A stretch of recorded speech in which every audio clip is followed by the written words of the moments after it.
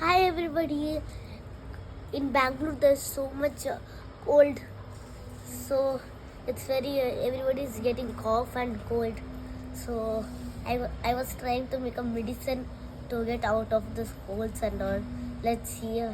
First I took some tulasi. See, you can eat it, and kaproli you can. There is one more leaf, you can eat it. If you're not comfortable with eating it, you can put it in the water by like this.